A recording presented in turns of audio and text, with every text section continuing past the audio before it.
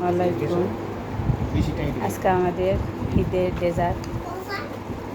আমি 2 রকমের সেমাই তৈরি করছি। একটা হলো নবাবী।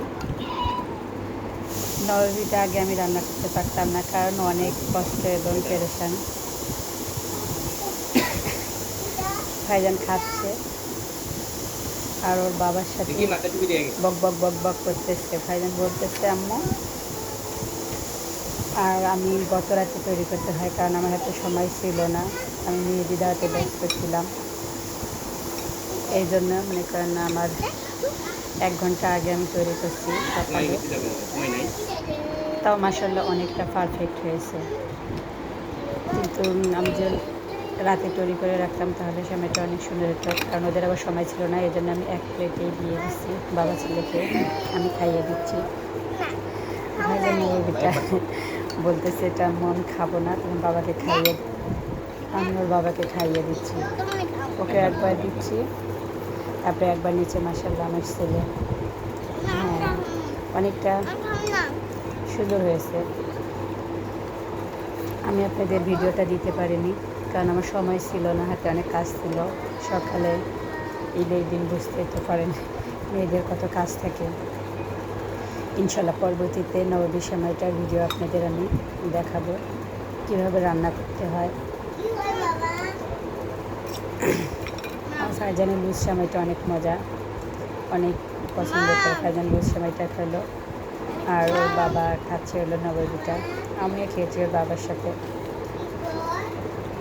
আর ফারজান নতুন জব্বা পড়ছে তো, এই জন্য ওর বেশিটা ভালো লাগতেছে না হঠাৎ করে জব্বার, কারণ শার্ট প্যান্ট পরে অভ্যস্ত ছিল তো।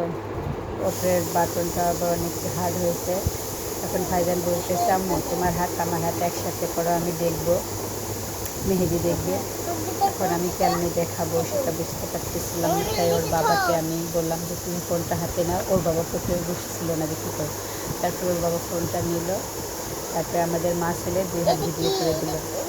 আমি 1 হাতে কাবিল দিছি, 1 হাতে অর্গানিক দিছি, যে বেশিক্ষণ রাখতে পারিনি। ফারজানেরটাও বেশিটা সময় রাখেনি। ফারজান মেহেদি দেওয়ার সময় বলে আম্মু আমার শরীর চুলকায় চুলকায়, চুলকিয়ে দাও চুলকিয়ে দাও। ফারজান বলতেছে আম্মু এটা কি মেহেদি, ওটা কি মেহেদি, নাম বলো। আমি বলতেছি একটা হলো এই হাতেরটা আমার অর্গানিক, এই হাতেরটা হলো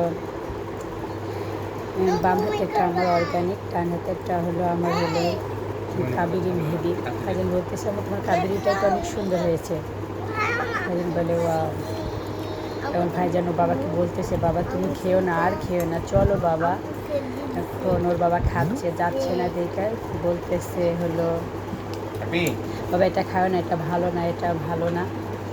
তখন ভাইজানের বাবা খাওয়া শেষে ইচ্ছালানি দিল আমাকে, ছেলের হাতে দিছে। এখন ছেলে কী করবে বুঝতেছি না, এখন ধরে আছে। আমাকে প্রথমে দিছিল, আমি অফ ক্যামেরার বাইরে ছিলাম, এগুলো নিতে পারছিলাম না।